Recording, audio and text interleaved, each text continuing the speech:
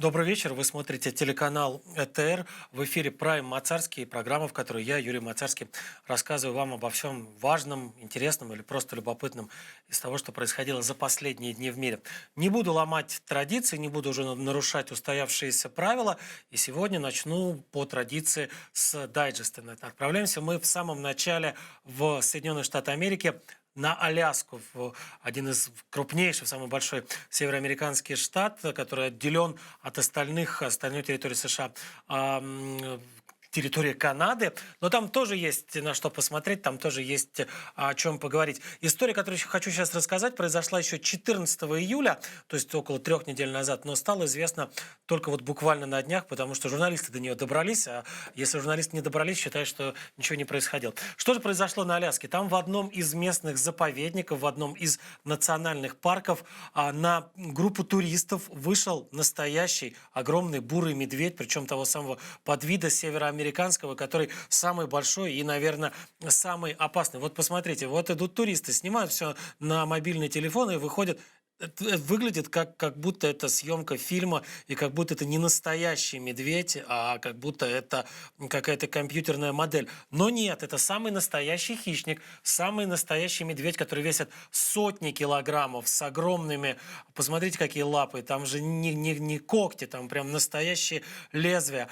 Кто-то из группы или сопровождающей группы крикнул ему что-то в стиле: «Эй, большой парень!» Медведь обернулся, но потом ушел дальше. И я хочу сказать, что, конечно, это невероятное везение, потому что обычно и очень часто приходят сообщения не только из Соединенных Штатов, но и из других краев, где водятся медведи, о том, что вот такого рода встречи заканчиваются трагично. Совсем недавно в другом американском штате, где-то уже в континентальной части, встреча с медведем закончилась для туристки смертью. Действительно, медведь просто разодрал женщину, которая путешествовала тоже где-то в заповедной зоне. Поэтому можно сказать, что, конечно, это уникальные кадры.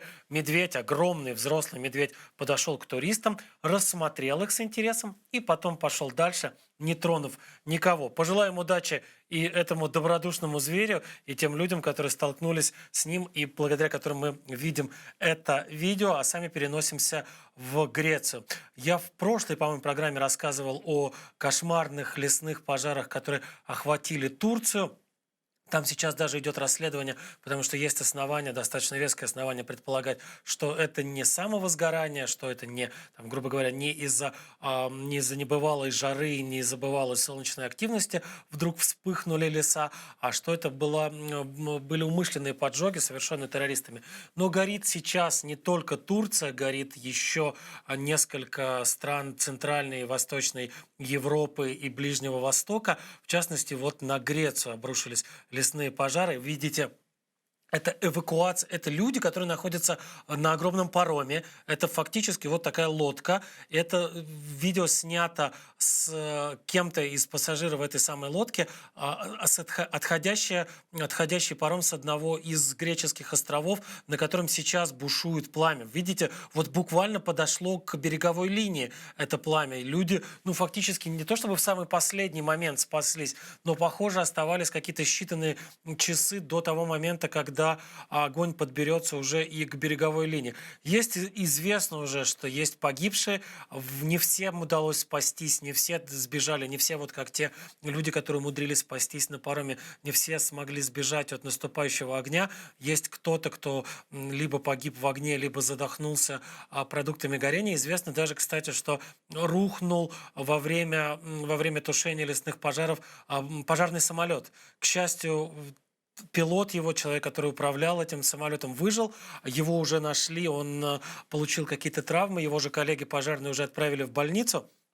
Но вот пожары продолжаются, их удается где-то локализовать. Часть из этих пожаров уже потушена, уже где-то рапортуют о том, что в тех или иных частях Греции удалось совладать со стихией, но не везде. Еще продолжаются эти пожары, и, повторюсь, не только в Греции, в ряде других стран и Европы, и Азии, и Ближнего Востока эти пожары продолжаются. Из Греции, фактически из сердца Европы отправляемся в Латинскую Америку, в Южную Америку, в Перу. Там принял присягу новый президент, которого зовут Педро Кастилья. Это очень интересный персонаж. Это тот человек, который до того, как прийти в политику, работал сельским учителем, простым сельским учителем. Вот если вдруг никому ничего не напоминает, подчеркну еще один момент. Он, когда шел на выборы, этот Педро Кастилья заявил о том, что те люди, у которых в Перу сейчас нет денег на то, чтобы купить автомобиль, должны хотя бы иметь возможность купить велосипед.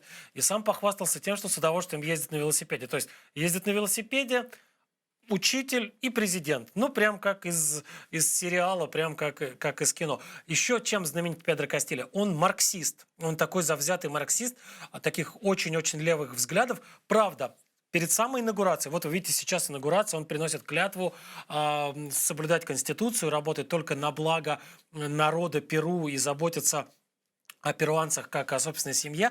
Так вот, незадолго до принесения этой клятвы и вступления официально в должность президента, он выступил с заявлением, в котором сказал: так, ребят, вы поймите, я не коммунист, я не чавист, имея в виду, что он не собирается повторять шаги уже мертвого президента Венесуэлы Уго Чавеса, который начинал с того, что фактически национализировал всю иностранную собственность или всю важную иностранную собственность в стране и забрал у американских, в первую очередь, компаний, нефтяных компаний в Венесуэле всю их собственность. Так вот, Педро Кастильо начал с того, что нет, ребят, я этим не буду заниматься.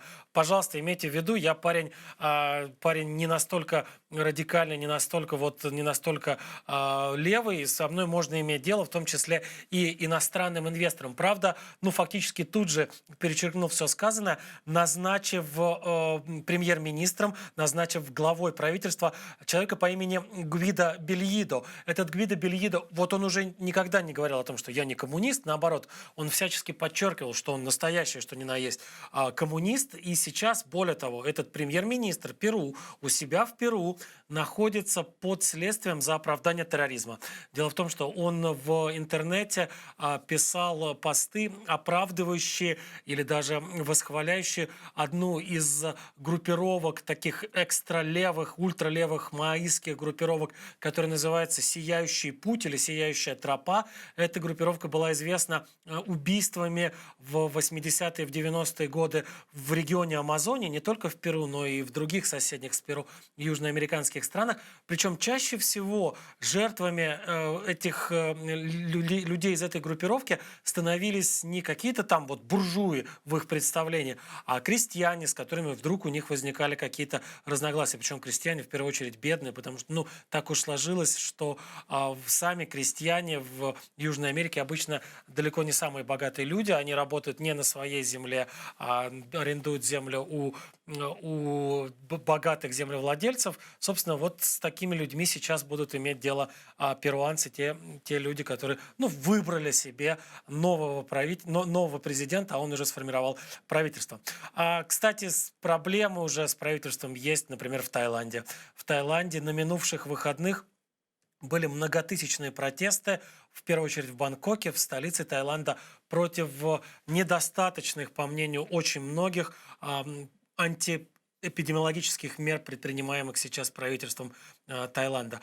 10 тысяч человек, по самым скромным подсчетам, вышли в эту субботу, в минувшую субботу, протестовать и требовать отставки правительства. Почему они вышли в минувшую субботу? Потому что накануне, в четверг и в пятницу, были рекордные совершенно уровни заболеваемости коронавирусом и смертности от коронавируса в Таиланде. В саму субботу, кстати, тоже был рекордный уровень установлен. Вот в тот момент, когда проходили эти столкновения, стало известно, что почти 22 тысячи новых случаев заболеваний зарегистрированы в Таиланде, и 212 погибших всего за один день. Всего за один единственный день было зафиксировано в Таиланде. Дело в том, что Таиланд – страна, которая очень сильно зависит от туризма, и поэтому правительство все время колебалось между принятием каких-то таких жестких ограничительных мер или их непринятием. Почему? Потому что вводить жесткие ограничения, закрывать курорты, закрывать гостиницы, закрывать какие-то развлекательные комплексы и тем более ограничивать въезд иностранцев в страну, это очень сильно бить по экономике, а не закрывать, разрешать работу отелей, разрешать работу ресторанов, разрешать въезд свободный иностранцам. Это значит привозить все новые и новые случаи заболевания. Вот в итоге правительство ничего толком не сделало, и экономика пострадала, и заболеваемость растет катастрофически. Вот поэтому люди и вышли на улицу, вот поэтому люди и начали протестовать. Правда, вот пока никаких итогов протеста нет, правительство не уходит в отставку, да и каких-то серьезных изменений в коронавирусной политике тайского правительства тоже не замечено. А вот где ушло правительство в отставку, так это в Тунисе. Я уже рассказывал о том, что там президент Саид отправил все правительство, разогнал все правительство и приостановил действие парламента на 30 дней. Вот, кстати, в 20-х числах, 25, по-моему, июля он разогнал правительство и приостановил работу парламента, и вот на 30 дней ввел чрезвычайный режим. То есть 25 августа уже можно, не так много времени осталось, посмотреть, что там будет происходить, насколько удастся ему справиться с политическим кризисом. Но не только политический кризис сейчас в Тунисе в фокусе внимания. В территориальных водах Туниса были спасены по меньшей мере 394 мигранта. Вот вы видите это видео, снято видео волонтерами из французских и немецких обществ, которые занимаются тем, что помогают, спасают тех людей, которые терпят крушение, те, которые пытаются переправиться из Африки, из Северной Африки или из Ближнего Востока в Европу. Часто они переплавляются вот на каких-то таких вот совсем каких-то утлых лодочек, совершенно не предназначенных для таких серьезных морских путешествий. Вот они терпят крушение. Вы видите, буквально из воды людей достают, потому что эти лодки переворачиваются, их легко опрокидывает даже небольшая волна. И если бы не эти волонтеры, если бы не эти люди, которые отправляются на катерах, на более-менее подготовленных к морским плаваниям судах, конечно, люди бы гибли тысячами. И такое время от времени происходит. Действительно, часто не удается вовремя оказаться рядом с местом крушения, и мигранты гибнут. Известно, что львиную долю тех примерно 400 спасенных составляют жители Сирии и Египта. Это те люди, которые пытаются бежать от войны в случае Сирии, или от бедности, или каких-то политических гонений в случае с Египтом. Тунис и Ливия являются для них самым удобным отправным пунктом, потому что там есть длинная протяженная береговая линия, там можно сесть на лодку и попытаться доплыть до каких-то ближайших европейских стран. Речь идет о Мальте, речь идет об Италии, об Испании, о Греции, но иногда устраивают прямо-таки рекордные заплывы. И вот известно, что пытаются в том числе доплыть, минуя как раз европейский континент, аж до британских островов. К счастью, повторюсь, эти 394 человека были спасены, их вовремя нашли, обнаружили волонтеры, спасли, но на 10 спасенных всегда приходится несколько тех человек, которые не добрались до своей цели и погибли по пути из Ближнего Востока или Северной Африки до европейского континента. А вот, кстати, о беженцах. Беженцы сейчас массово покидают Афганистан. В Афганистане идет активное наступление талибов. Уже по данным, даже не по данным самих талибов, а по данным иностранных западных разведок, уже как минимум половина Афганистана находится под контролем талибов, и люди, которые боятся по той или иной причине расправы со стороны талибов, или боятся, что при талибах к ним будут предъявляться какие-то там претензии, они бегут. Как у них бегут, по большому счету, путь один через соседний Иран. С Ираном есть границы. Вот через соседний Иран афганцы бегут, стремясь попасть в Турцию. Почему в Турцию? Потому что Турция богатая страна, Турция развитая страна. Там проще найти работу, там проще где-то затеряться. Там уже есть сложившаяся некая афганская диаспора. Кроме того, из Турции тоже можно перебраться в Европу, откуда-нибудь из Стамбула или из приграничных городов. Для того, чтобы как-то совладать с наплывом мигрантов, Турция Турция сейчас начала строительство новой стены по всей протяженности своей иранской границы. Это почти 300 километров. Кроме того, вот видите, там уже отправлены еще и дополнительные силы. Не только пограничники дежурят, какой-то спецназ отправлена боевая техника для того, чтобы препятствовать наплыву, неконтролируемому наплыву беженцев из Афганистана через иранскую территорию. Вот эти люди, несчастные на самом деле люди, которые бросили все, которые остались без домов, которые остались без родины, часто без средств к существованию, вот они бегут через Иран, а это, в общем, много сотен километров, каким-то образом добираются до турецкой границы для того, чтобы потом попытаться найти себя в Турции. Турция, собственно, защищает свои интересы. Турция пытается защитить и свою экономику, и как-то своих граждан от наплыва этих мигрантов. И здесь непонятно, у кого правда. У тех, кто помогает этим мигрантам, у самих мигрантов или у тех, кто пытается защитить страну. Понятно, что в идеале, конечно, нужно бы так, чтобы не было никаких войн, не было никаких катастроф, чтобы люди жили там, где они родились, жили там, где им удобнее. Но, к сожалению, этого нет. К сожалению, войны продолжаются, и пока продолжается вот такая мировая нестабильность, будут продолжаться и бесконечные потоки мигрантов, в том числе и те, которые сейчас идут по иранской территории из Афганистана в Турцию.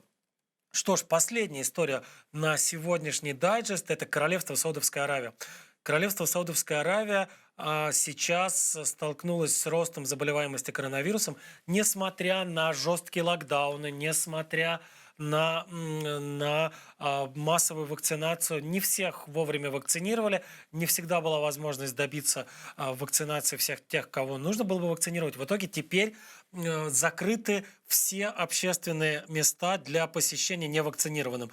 Теперь попасть в торговые центры, теперь попасть в места какой-то местной власти, теперь попасть в мечети, в общественный транспорт можно только предъявив свидетельство о том, что ты прошел вакцинацию. Вот видите, установили какие-то там проходы, стоят блокпосты. На этих блокпостах дежурят какие-то специальные охранники, которые проверяют в мобильных телефонах. Каждый входящий должен продемонстрировать QR-код, должен продемонстрировать свидетельство того, что он прошел вакцинацию. Если не прошел вакцинацию, если нет у тебя QR-кода или какой-то бумаги, подтверждающей то, что ты получил уже все вакцины, все, сиди дома, ты не можешь попасть там ни в автобус сесть, не можешь ни отправиться ни за покупками, ни в мечеть, ни отправиться к каким-то чиновникам для того, чтобы получить необходимые тебе документы. Все. Вот таким образом, те, кто не получил вакцину, таким образом, те, кто не получил свидетельство о том, что вакцинация пройдена, фактически оказываются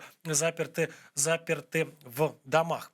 Что ж, на этом дайджест у нас сегодня заканчивается, и от дайджеста переходим к большим обстоятельным историям. Начинаем сегодня с Боснии и Герцеговины.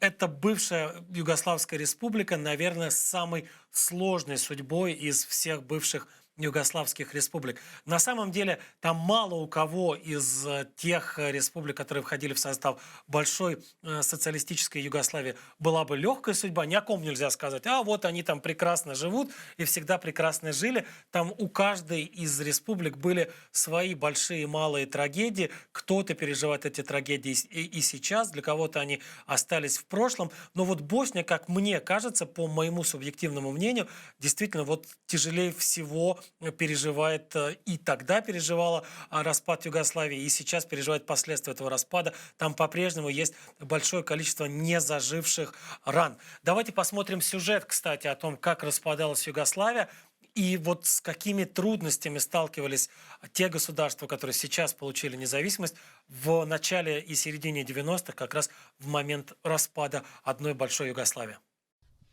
Югославия как независимое государство появилась в 1918 году, вскоре после окончания Первой мировой войны. Поначалу существовавшее как монархия, оно объединило несколько регионов Юго-Восточной Европы, большинство из которых прежде входили в состав Австро-Венгерской и Османской империй. Лидирующая роль в новом государственном образовании отводилась Сербии. Это подчеркивалось в первом названии страны – Королевство сербов, хорватов и словенцев. Кроме того, управляла королевством именно сербская монаршая династия Карагеоргиевичей. В В 1941 году после нацистской оккупации монархия пала, а после поражения Германии во Второй мировой Югославия вновь стала независимой страной. К власти в ней пришли коммунисты, а ее официальное название сменилось на Социалистическая Федеративная Республика Югославия. Формально все входившие в состав Федерации Республики были равны в своих правах. Однако именно Сербия оставалась главной частью страны. Именно там располагались все центральные органы власти, редакции главных медиа, основные культурные и спортивные организации. Сербы являлись и крупнейшей этнической группой Югославии. Около 40% граждан страны относили себя именно к сербам. Второй крупнейшей этнической группой были хорваты, которых было примерно вдвое меньше, чем сербов. К 1991 году волна демократических преобразований, прокатившаяся по Восточной Европе, добралась до Югославии. Национальные элиты, входивших в состав Федерации Республик, одна за другой начали объявлять о независимости. Первыми это сделали словенцы, заявившие о выходе из состава Югославии в июне 1991 года. Центральное югославское правительство пыталось помешать Словении покинуть Федерацию и отправило в республику армию. Однако военная операция оказалась неудачной. Сербию от Словении отделяла территория Хорватии, жители которой сочувствовали словенцам и тоже заявили о разрыве с Югославией. После объявления о начале боевых действий внутри страны из югославской армии начали массово дезертировать хорваты, словенцы, боснийцы и представители других национальных меньшинств. Это заметно ослабило потенциал вооруженных сил в войне против стремившейся к независимости Словении. На руку словенцам сыграло и то, что в их республике практически не нашлось этнических сербов, готовых вступить в ополчение и воевать за сохранение единой Югославии. После 10 дней боев, в основном партизанских, в ходе которых словенские силы самообороны устраивали засады на югославские военные колонны и захватывали армейские базы, правительство Югославии приняло решение о выводе из Словении своих сил. Примерно в одно время со Словенией фактическую независимость обрела еще одна республика. О выходе из Югославии заявила Македония. Ее прощание с умирающей федерацией вышло и вовсе мирным, но не потому, что Сербия не хотела бы удержать македонцев, а потому что ее армия уже завязла в тяжелых боях в Хорватии. На стороне прибывших из Сербии частей югославской армии против независимости Хорватии воевали и многотысячные хорватские сербы. Похожая ситуация сложилась и в еще одной республике – Боснии и Герцеговине. И, например, знаменитый мост в городе Мостар был уничтожен именно хорватской артиллерией. К счастью, сейчас он восстановлен в первоначальном виде. В ходе боевых действий все стороны совершали военные преступления, самым известным из которых стало убийство 8000 мужчин и мальчиков-мусульман боснийскими сербами в Сребренице. Это преступление международные судебные инстанции признают актом геноцида. Хорватская и боснийские войны закончились в 1995 году, но исход их был разным. Хорваты в ходе молниеносной операции «Буря» ликвидировали самопровозглашенные сербские квазигосударственные образования на своей территории, тогда как боснийцы согласились на легализацию такого образования на своей территории. Более того, представитель этого образования, оно называется Республика Сербская, входит в состав Президиума Большой Боснии и имеет право влиять на решения государственной важности. С течением времени Сербия признала потерю контроля над бывшими югославскими республиками и в 2006 году после референдума предоставила независимость Черногории. Таким образом, сейчас на территории бывшей Югославии существует 6 признанных мировым сообществом государств: Босния и Герцеговина, Хорватия, Словения, Македония, Черногория и Сербия. И одно частично признанное в 2008 году о своем выходе из состава Сербии объявило населенное преимущественно албанцами Косово. Произошло это через 10 лет после начала последней Югославской войны, в ходе которой Сербия стремилась вернуть контроль над мятежным регионом. В тот конфликт вмешалась НАТО, сербы вынуждены были отвести свои войска и согласиться на передачу края в управление международной администрации. Предполагалось, что дальнейшая судьба Косово будет решена в ходе переговоров, однако местный парламент в одностороннем порядке объявил о независимости края, которую к сегодняшнему дню признала примерно половина стран. Среди тех, кто не признает независимость Косово и все еще считает край частью Сербии, Греция, Казахстан, Испания и Украина. Так вот, смотрите, Югославия, когда распадалась, и Босния в 95 году согласилась с местным сербским так называемым ополчением. Не только были там, конечно, ополченцы, там была регулярная армия под видом там трактористов, шахтеров, все знакомо нам.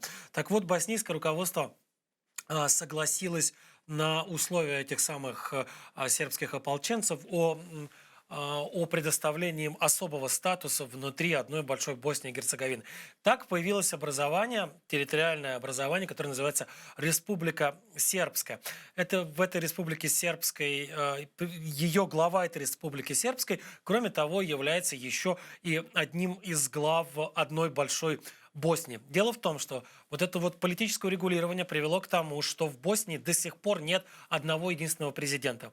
В Боснии роль одного президента выполняет президиум из 3 человек, такой трехголовый Змей Горыныч. В президиум всегда входят представители боснийских мусульман, боснийских хорватов и боснийских сербов.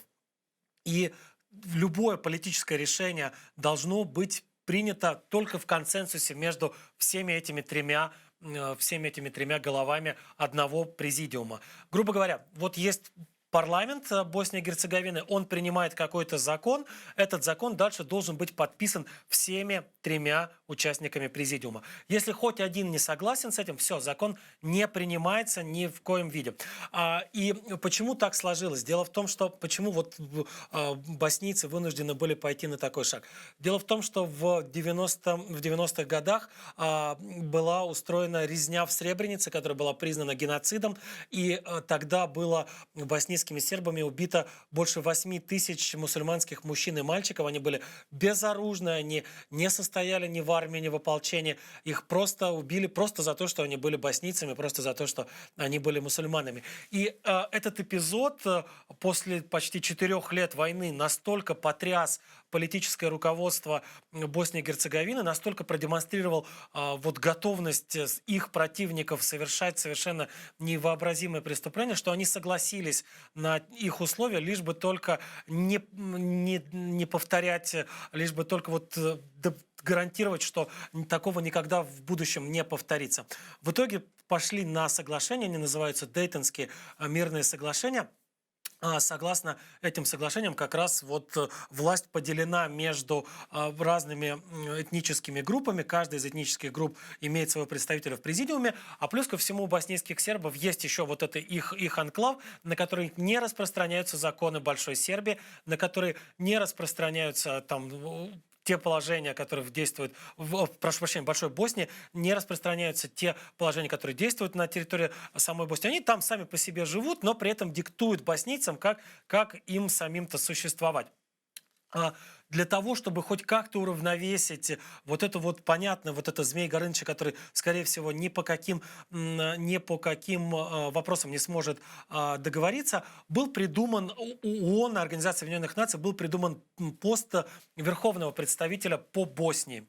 И вот совсем недавно в конце июля или в самом начале августа предыдущий верховный представитель, он был из Австрии, звали его Валентин Инска, зовут его Валентин Инска, он покинул этот пост и незадолго до ухода со своего поста он принял распоряжение, фактически принял закон, согласно которому отрицание геноцида в Сребренице является преступлением. Теперь любой, кто отрицает геноцид, будет считаться преступником и будет отвечать перед судом за преступление перед Боснией и Герцеговиной.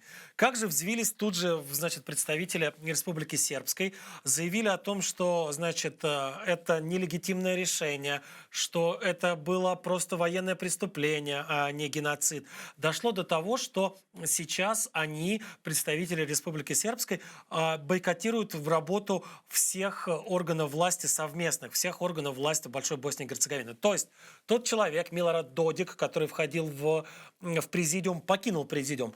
Представители сербских партий, которые сидели в общем, в большом парламенте Боснии и Герцеговины, покинули этот парламент. Министры сербские в правительстве Боснии и Герцеговины покинули это правительство. Они пошли еще дальше в Республике Сербской, и они там приняли закон, согласно которому обвинение представителей Республики Сербской в геноциде является преступлением.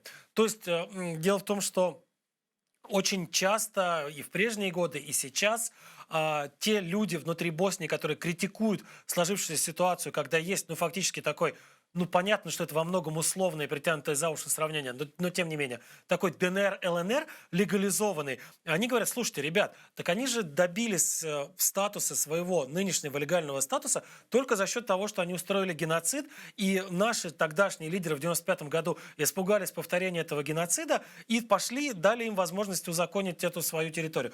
Фактически, это их республика построена на геноциде. Так вот, теперь такие утверждения будут караться в Республике Сербской по закону. Человек, который что-то такое говорит, тут же будет отправляться под суд, а дальше в тюрьму или под какой-то огромный штраф.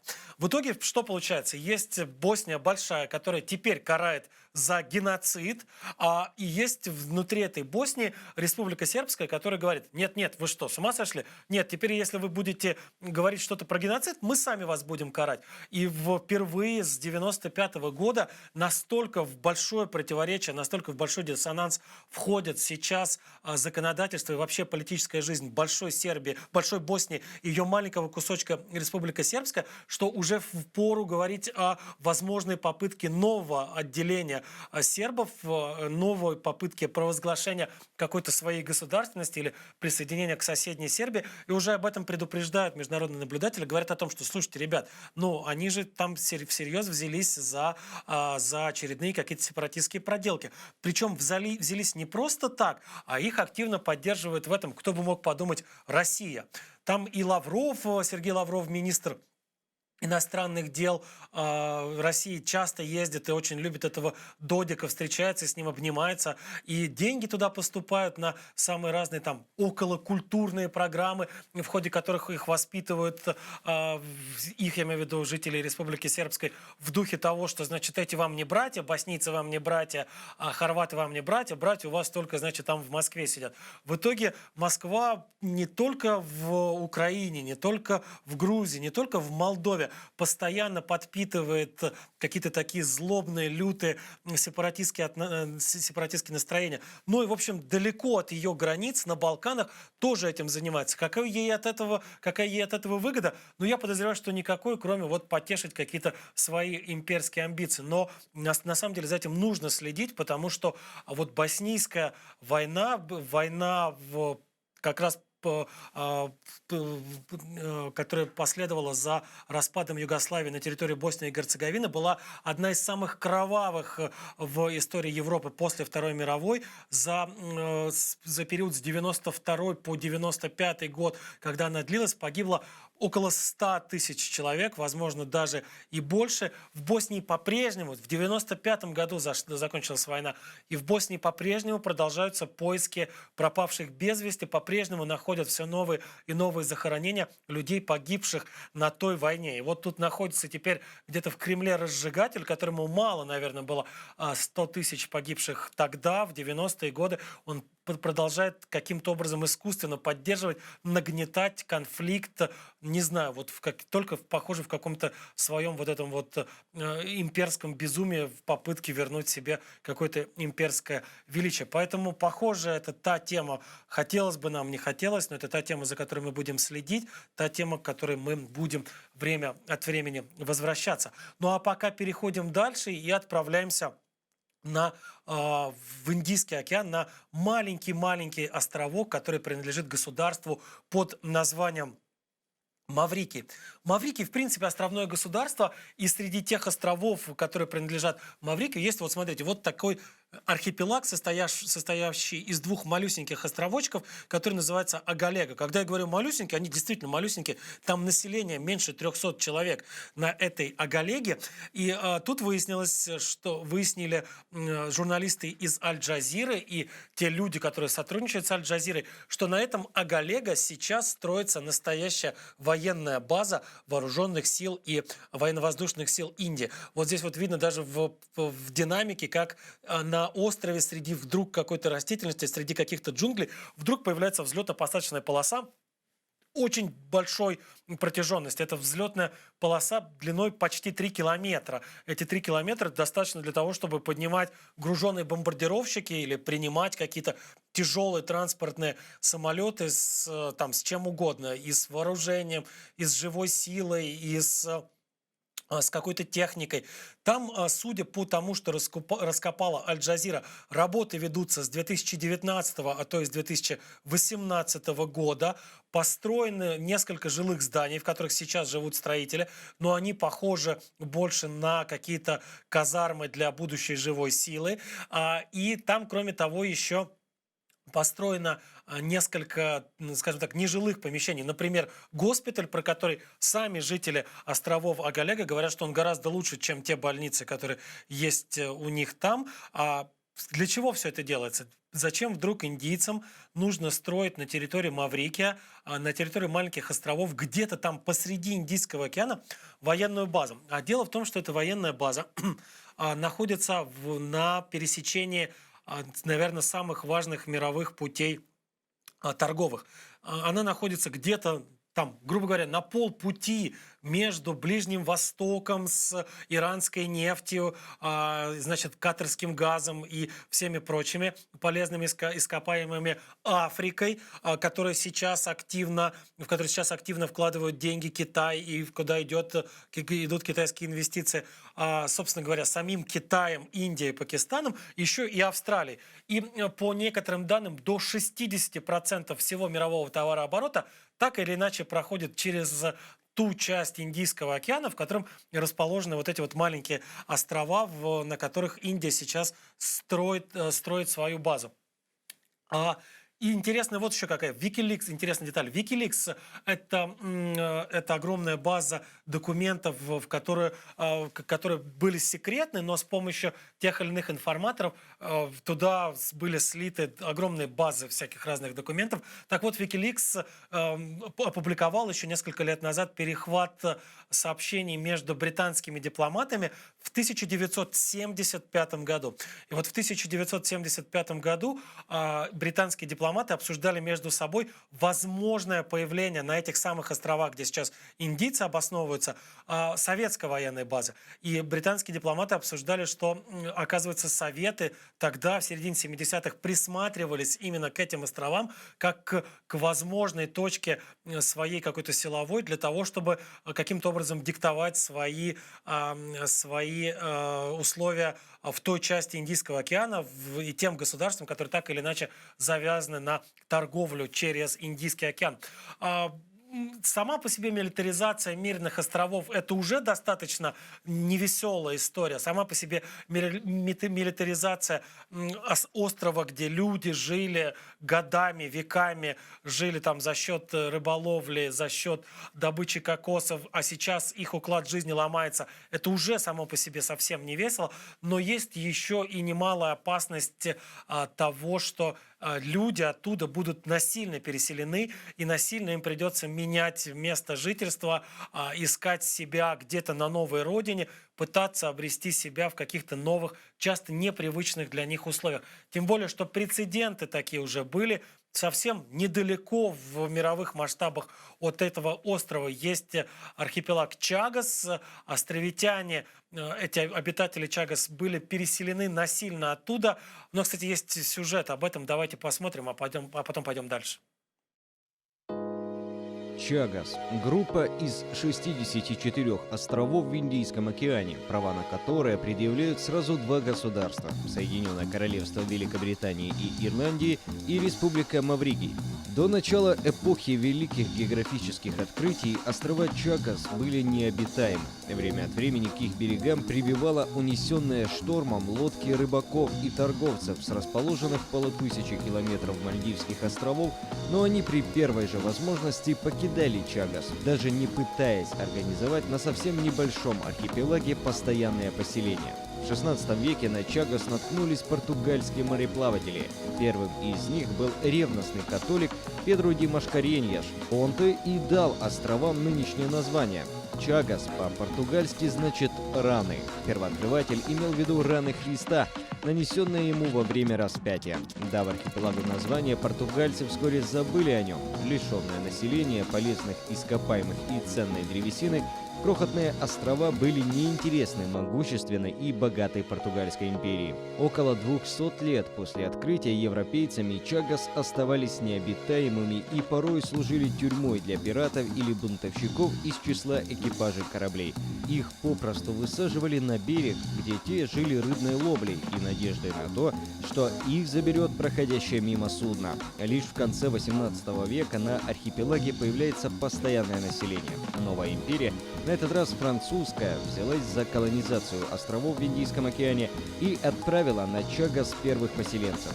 Ими стали фермеры, взявшиеся за разведение прежде отсутствовавших на архипелаге кокосовых пальм. Французы так рьяно взялись засаживать острова пальмами, из которых добывали кокосовое масло, что на картах 18 и 19 веков Чагос часто указаны как масляные или пальмовые острова. Но французам довелось править архипелагом совсем недолго. Первые их колонии появились на Чагос в 1770-х годах, а уже в 1814-м, после разгрома Наполеона в Европе и краха его империи, острова отошли британцам. Они сохранили основанные французами плантации, для работы на которых завезли чернокожих невольников.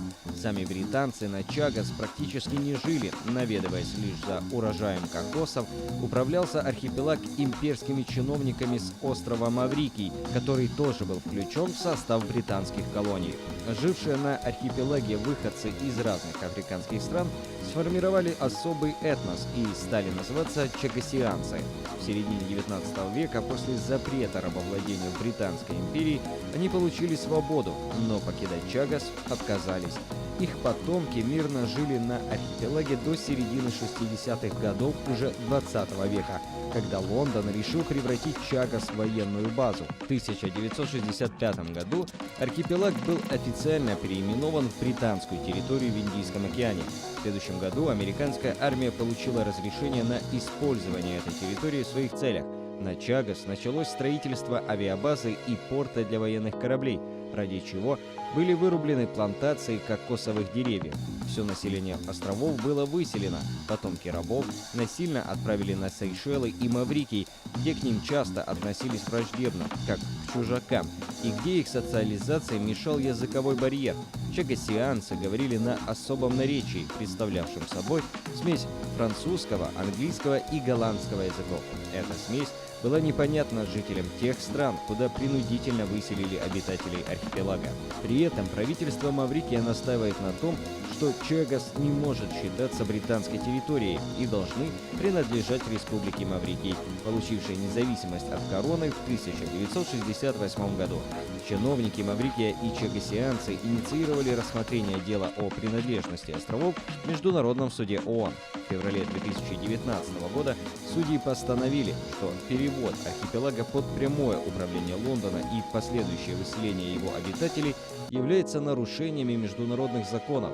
Вскоре после этого Генассамблея ООН приняла резолюцию с требованием к Великобритании покинуть Чагос. Эту резолюцию поддержало 116 государств. На стороне Лондона выступили лишь 5 государств, включая США, которым Великобритания разрешила использовать острова в военных целях до 2036 года. В Лондоне уверяют, что передадут острова Маврикию, как только они перестанут играть важную роль в обеспечении безопасности региона и мира в целом. Базирующиеся на Чагос авиационные звенья принимали участие в военных операциях США в Ираке и Афганистане. Кроме того, на архипелаге есть тюрьмы, в которых содержатся подозреваемые в причастности к громким терактам. Выселенные чагосианцы и их потомки требуют от властей США и Великобритании позволить им вернуться на родину, но не находят поддержки ни в судах, ни в Белом доме. В 2012 году лишенные родины островитяне собрали десятки тысяч подписей под обращением к президенту США Бараку Обаме с просьбой позволить им вернуться домой. В ответ американские власти опубликовали документ, в котором указали, что признают Чагос частью британской территории и рекомендовали обсуждать все спорные вопросы с Лондоном. Сейчас на Маврикии, Сейшелах и в Великобритании живет около 2000 чагосианцев. Нынешнее население архипелага 3000 человек. Все они военнослужащие США и Британии и члены их семей.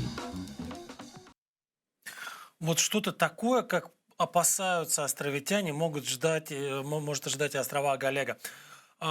Повторюсь, да, там, правда, не британцы, не американцы, а индийцы, судя по всему, строят военную базу. Причем, если там британцы с американцами вполне официально говорят о том, что да, это наша база, да, мы считаем, что нам она нужна, и мы пока никому не будем отдавать эти территории, то Аль-Джазира, это та редакция, те журналисты, которые раскопали историю про Агалегу. Вот индийцы ничего Аль-Джазире не подтверждают и не опровергают. Никакой информации о том, кто строит на самом деле эту базу, а имеет ли к этому отношение индийская компания, какие-то индийские компании, официально не подтверждается. Есть какие-то документы, согласно которым, да, вот есть госзаказ на строительство порта, на строительство взлетно-посадочной полосы, каких-то сопровождающих построек и так далее.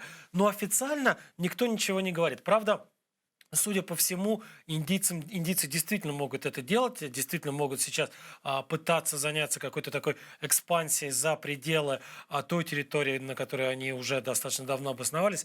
Зачем? Почему они это происходит? Ну, во-первых, продолжается противостояние и экономическое, и политическое и с Китаем, и с Пакистаном, и индийцев, которых больше, там уже давно больше миллиарда, и они хотят о себе заявить тоже как о значимой мировой силе, если не о мировой, то хотя бы как о региональной, для того, чтобы с ними считались и их соседи, и другие страны. Собственно говоря, каких-то других историй, кроме как заявить о себе как об имперской силе, о силе, которая способна где-то силой что-то навязывать кому-то свою волю, пока по какой-то причине не придумали. Почему-то никто не хочет из политиков, из руководителей крупных государств решать проблемы не силой, а умом, дипломатией и так далее. Хотя, повторюсь еще раз, да, сами индийцы пока ничего не подтверждают и не опровергают. Есть только информация, полученная журналистами Аль-Джазиры. Правда, эта информация достаточно впечатляющая. Мы все видели сейчас с вами сделанную с помощью каких-то современных технологий фотографию того, как буквально за несколько месяцев появилась огромная, мощная взлетно-посадочная полоса на острове, который не то что там от Индии, от основного Маврикия отделен больше, чем тысячами километров Индийского океана. То есть это же нужно было туда доставить не только людей, туда на край мира нужно было доставить и огромное количество техники и стройматериалов. И все это каким-то образом сделали. Но не просто же так, наверняка для того, чтобы пытаться оттуда демонстрировать какие-то свои такие амбиции, имперские амбиции как минимум региональные. Так, кто еще у нас амбиции продолжает демонстрировать, по крайней мере, региональные? Талибы.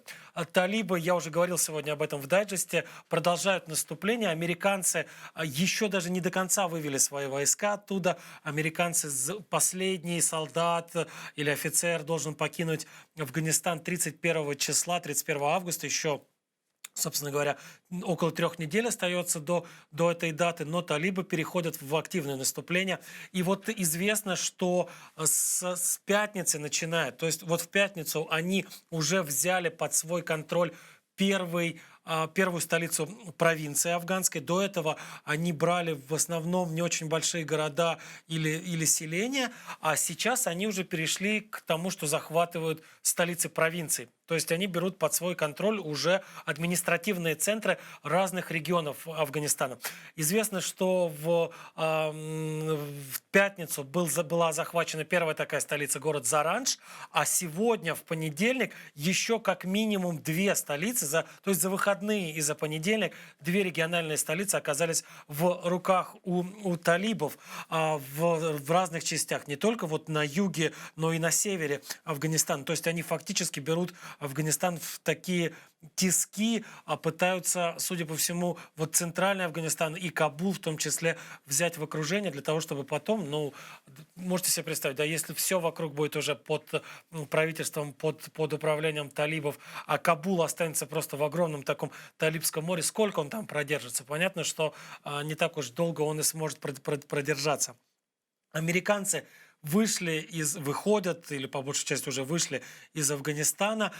Сейчас международно признаваемое афганское правительство просит, умоляет что-то сделать с с продолжающимся наступлением Талибана, просят сделать все возможное для того, чтобы это наступление, если не остановить, то хотя бы немножко замедлить. Находящихся на территории Афганистана международных сил коалиции недостаточно, конечно, сейчас для этого. Тем более талибы захватили огромное количество вооружений и техники, которая либо принадлежала американской армии, либо было передано американской армии своим местным афганским союзникам. То есть теперь они не только отлично мотивированы, они теперь не только считают, что возвращают то, что принадлежит им и так, они теперь еще отлично экипированы, отлично вооружены, а на их сторону переходят представители афганской армии, афганских спецслужб, сдаются им часто целыми отрядами и вливаются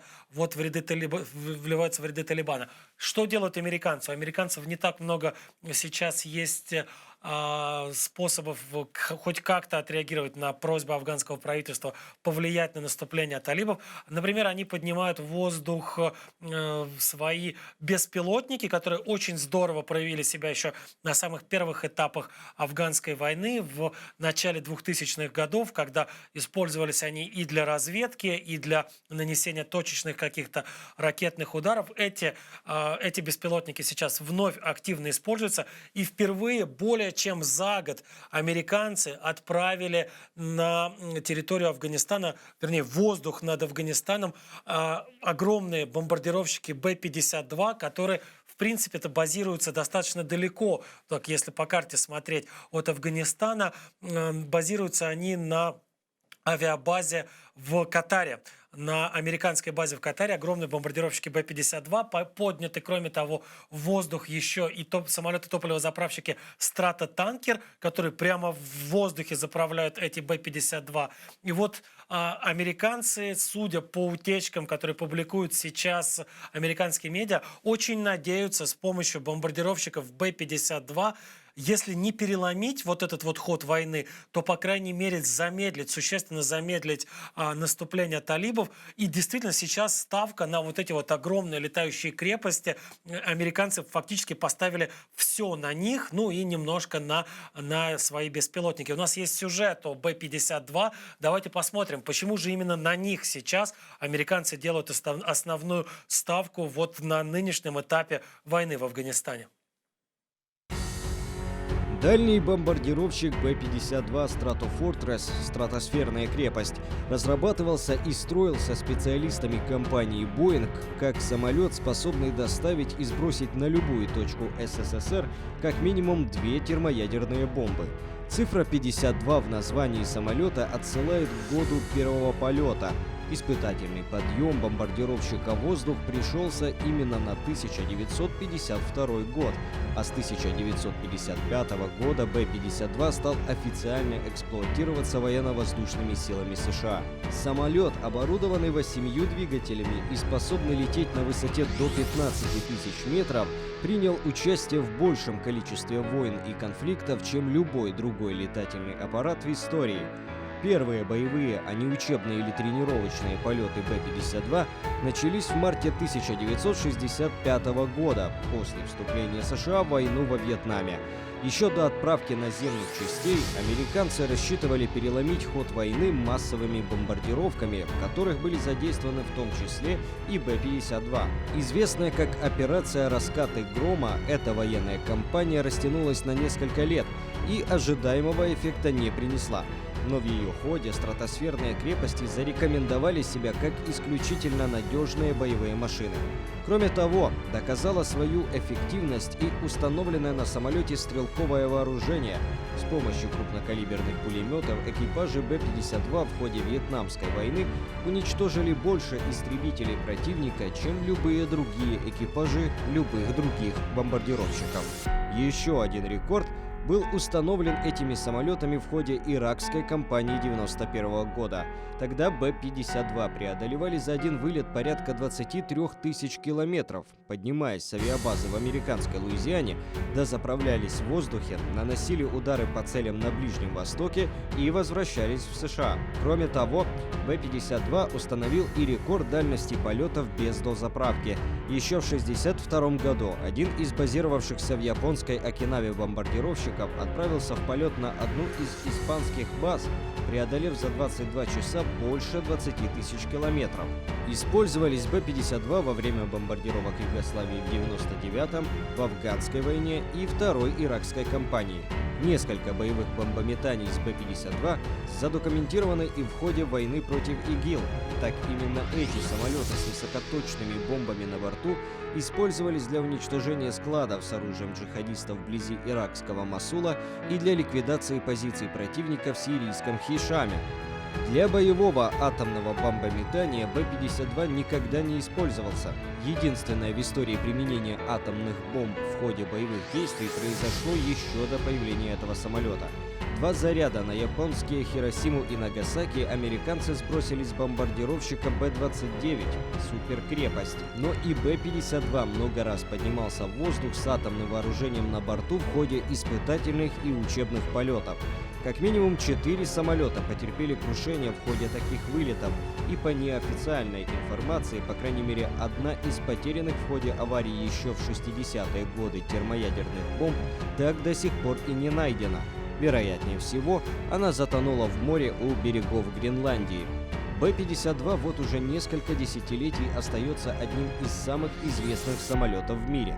В честь этого бомбардировщика получила свое название популярная в 60-х женская прическа, коктейль и рок-группа B-52s. Кроме того, самолет является одним из главных героев как минимум 2 голливудских фильмов.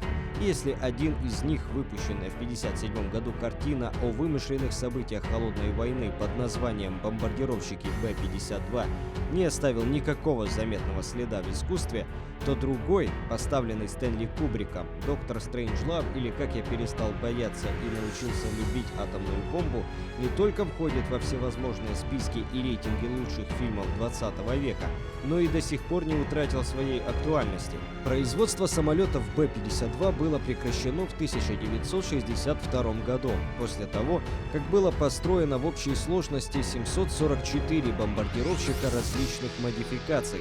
По данным на конец 2015 года, американские ВВС располагали 58 единицами Б-52 в активной эксплуатации при 18 машинах в резерве.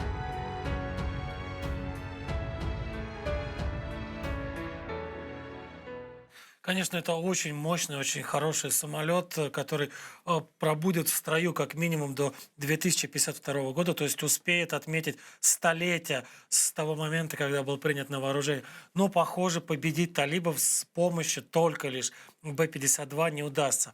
Сейчас разные представители афганской власти призывают американцев либо приостановить вывод войск, либо вообще вернуть, по крайней мере, часть тех солдат и офицеров, которые были расположены, расквартированы на территории Афганистана. Но есть уже заявление от Пентагона, от Министерства обороны Соединенных Штатов Америки, в котором говорится, что все планы будут выполнены в срок и в полном объеме, что никто из американских военнослужащих не останется на территории Афганистана, и что до 31 августа все они покинут эту центральноазиатскую страну.